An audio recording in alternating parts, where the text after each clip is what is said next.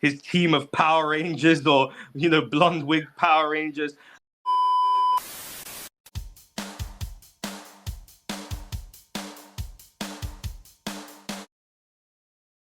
Hello, everyone. Welcome to No Drama, Just Movies, and we are back this week with a new movie review. Hit that subscribe button to stay tuned for the content that we produce each and every week in the world of TV and movies. My name is Cameron. Well, an alpha zombie has to have an alpha penis. Kelly Smith, and I'm joined by my esteemed colleague here. Getting right on that level right away. It was noticeable. It was noticeable. Really? I didn't. I was very shocked. I was looking more at the head. Do you look like Jason Momoa? Anyways, was it Jason Momoa? I'm Phil, moving up and down again, Corwin. Oh, that's right. Well, if you haven't guessed it by now, we are here to review none other than a movie 20 plus years in the making. We are here to review none other than 28 Years Later, directed by Danny Boyle, obviously written by Alex Garland.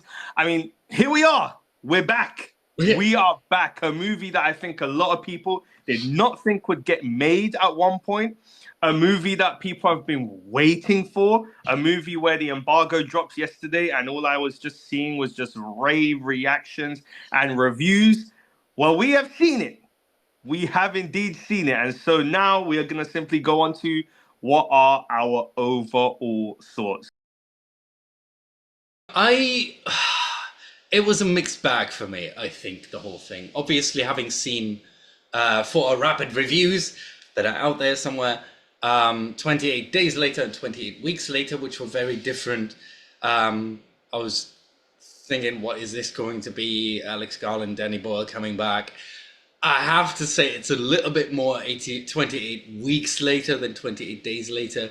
Kind of like a mixture of it. And I liked some parts more than the others. What about you? I'm the complete opposite. I loved it. I loved the movie. I think that it's fantastic. I think it's the best movie of the trilogy thus far.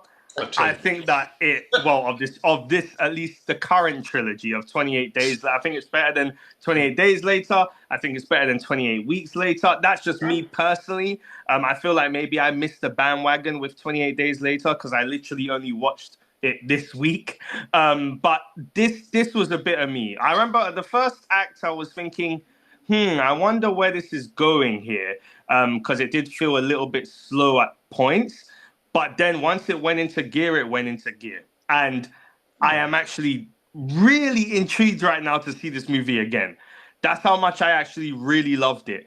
And it is a very emotional one. But I mean, that's our overall thoughts. We're going to go into it, which obviously leads us to our specific thoughts.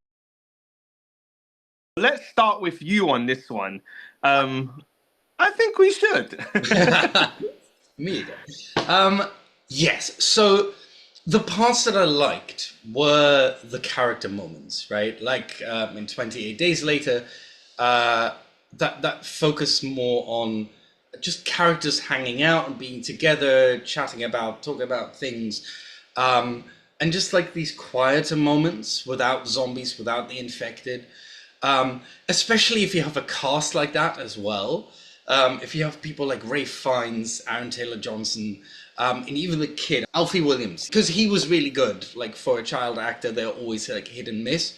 So I heard that it was his. I don't know if it was his debut, but I heard it was. He's done others before, but like two, three others, I think. One of them was film, I think. But those I liked.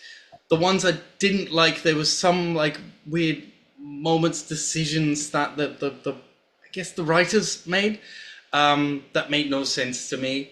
And yeah, we can get into the negative thing. But what did you love so much about it?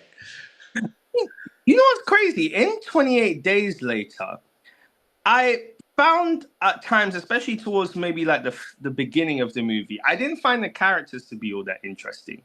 Like it felt this. I think once again, this might be a symptom of me seeing this movie so late. In comparison to when everyone else who saw it at the time, or at least saw it within the first few years of it being released. But it felt like this was a movie that I hate to use the word overrated, but it felt like it in many ways. And I didn't feel like I really connected with the characters, especially emotionally. Here in this movie, I really did. Jodie Comer delivers, I mean, one of the best performances I feel like I've ever seen her deliver. She is tremendous. Aaron Taylor-Johnson, I think, delivers one of his career best. Obviously, you said Alfie Williams. I mean, what a performance. What a performance for a child actor that essentially, and even in some moments, is relied on, not to say to fully carry the movie, but he's got a lot on his shoulders, like from an acting perspective. He might have some support here from, Ray Fiennes or Jodie Comer or even Aaron Taylor-Johnson, but he has to put in work, and he does. The performances, I think, are tremendous. I do agree with you with the character moments. I love the relationship between Spike and Isla. Spike and his mum, that is. I love the relationship between Spike and his dad, Jamie. I really love, one of the moment for me where the movie peaked was when Spike and Isla finally get into contact with Dr. Kelson, and they meet him. And what a performance by Ray Fiennes. I mean, just tremendous. But like that whole interaction from start to finish when they meet him to the point when, Spike eventually leaves him. And especially specifically the moment when, part of obviously the plot here, or at least what becomes the main focus of the plot, at least by like Act 2, is that, Spike needs to go and find Dr. Kelson because he wants his mum to get help. And, that moment where, Dr. Kelson finally, gives a diagnosis, it seems like you have cancer and it's metastasized. And, that was just a heartbreaking moment. Heartbreaking. I think there's few movies that I can think of in recent memory where like it's hit me. I didn't cry, but it's hit me. And that was one of them. It really, really hit this idea of seeing a young boy realize in the moment that he's going to lose his mum and there's nothing he can do about it. And that moment where a mother is realizing that her son is about to lose their mum, and she's having to try and console him and do what's best for him in that moment to make him realize that everything will be okay. And just some beautiful dialogue, but they peaked there for me. And chef's kiss. I liked that moment when they're sitting by the fire, I think, and he, tells her what's going on, and she looks at a Spike. I forgot his name now. Spike, and you see the tears welling up in her eyes, and you know what's coming. Like that she's, saying goodbye. What I didn't like is it felt a bit weird that he's the doctor is then going with the blow dart, and it felt a bit like campy for me. It felt a little bit too weird, and not in a good way. It kind of destroyed the moment, and it was little things like that, like where decisions just didn't make sense to me. It didn't, even like when they do go off, when the doctor just does go off with a mum, and then suddenly she's in the oven or something, and he brings the skull back, and it was a little bit too quick as well. Like there was, I don't know. I wonder if it could have just made more out of that moment, because I didn't feel it as much when that was revealed, and like I didn't feel like the whole. He's about to lose his mum and she's about to die thing. I don't think that they made enough of that at that point. Yeah, I mean, don't get me wrong. I do get what you mean in a sense where like it could have been interesting seeing if she didn't die immediately and there was this, we were there having to watch her final days, or at least having to watch them go on this journey, realizing that the end for her is near, and how that could have been like. But you do get the impression that maybe when he was examining her, that there was basically some kind of acknowledgement or some kind of recognition between Dr. Kelson and Isla that we both know what's required here and what's necessary here, or what's best to do here in this world specifically. That being obviously, give Spike the blow dart so that way, he can, I guess, be out of it a little bit, and then obviously proceed with going with a more pain-free or as pain-free as possible death for Isla instead of her having to suffer and continue suffering and experience even more bad symptoms with her cancer. And so that I didn't mind that as much. I mean, I think, sticking on, Dr. Kelson, like, that character is just fascinating to me because I love the idea of there being this doctor in this world that knows more about the infected. The fact that he's rubbing his skin with iodine, and he knows how morphine can kind of like temporarily kind of keep them in their tracks. And but I find all this stuff interesting, but I would have liked to have seen more or heard more. I would have liked for him to talk about the fact that how the virus maybe has mutated in many ways over the last 28 years, or how things have become different, why there's that alpha, if he knows why these things are now happening, if they've got more intelligent, if he knows about anything that's happening elsewhere within, the UK, in the mainland. And so I hope that we do see him again. I really do. I did like him as well. Like, Ray Fiennes was one of the actors where I'm like, yeah, that is like screen presence, right? Whether he's like talking normally or whispering or doing anything, you're just hanging on every word, and I think that's a tremendous performance from him. I didn't like, what I hated was the boy just running off like that. It kind of escalated very quickly as well for me, and maybe that was another thing where they just skipped over a couple of things. Where he just suddenly got into this fight with his dad, I guess, where his dad slaps him after he's like seen him go off with another woman. I guess he's angry, but it's like goes from that to finding out that there's a doctor, and suddenly he leaves with his vulnerable mum into this space that he like barely escaped from the last time, and that was with his father. So he's like newly, he's still a kid. He doesn't know how to hunt or defend himself yet, and off he goes. It's just to find a doctor as well that he's like, for all he knows, he's mad and dangerous, and like, why would he do that? Why would he risk that? Especially risk it alone. Why wouldn't he like talk to someone about it? Not necessarily to his dad, but somebody else. If not for his own safety, then at least for the safety of his mum. If he cares so much about his mum that he goes out there, to save her, wouldn't he also care enough about her to have someone to actually protect her?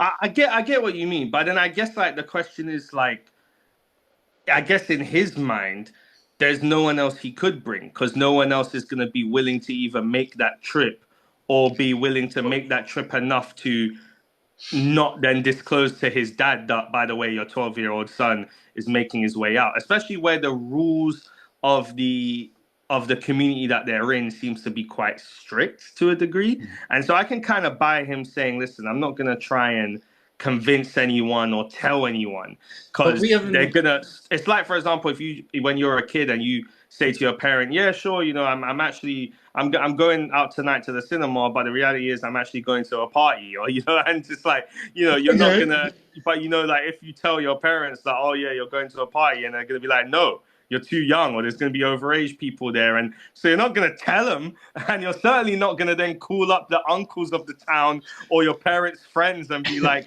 by the way, can you drive me and not tell my mom, even though I'm underage? And so I just don't think you would, like, in this kind of thing, that you would tell anybody or would want to. I think because you're a kid. But I get where you're coming from, but I just don't really feel like also it would have been an option. I think it should have been. Or show us that it isn't an option. Show him, like, considering it at least. Because that was just, that just seems stupid. And I kind of hated the character at that point, and it made no sense to me. Because you haven't shown me. It makes, you're right. If it is that kind of society where he can't go to anyone else because, I don't know, his dad is like the leader of the group or the village or something, and he knows if he goes to anyone else, it will come back to his dad and he'll forbid it, or he'll lock him up or whatever. If we had seen that his dad is very strict and like would punch the crap out of him if he even knew like that, if he knew that he was even considering it, then yeah. But we haven't really seen any of that. We have seen him go out with his dad, and his dad saying, "Oh, he's ready, he's ready." So why wouldn't he be ready to go find that doctor if, you know, he goes to his dad and says, "What can we at least try?" So yeah, show it to me. Yeah, I mean, and I do want to mention, one of the things that I loved about this movie was the cinematography. There was some just phenomenal shots and imagery that just looked stunning, like so stunning. Like I remember specifically a lot of shots where, they're crossing the bridge that goes from, their little quarantine city to, the mainland, and just the way that's shot, and it's just stunning. And obviously certain imagery throughout the movie that Danny Boyle incorporates that does make you question more about, the lore of this universe, the lore of this world, like what's going on, the lore, what's going on specifically, is there things that we haven't missed or that we've missed? It does make you question more once again. I want to know more. I really want to know more. 28 years has passed. I want to know more about what's been going on, what's happening, and what the state of things are, and more about the infection and virus. But then at the same time, I am so intrigued in just the world in terms of these characters that, I'm more than happy to spend time with them. And I felt like I was much more hooked on the characters, for example, in this movie than I was in in the previous two movies.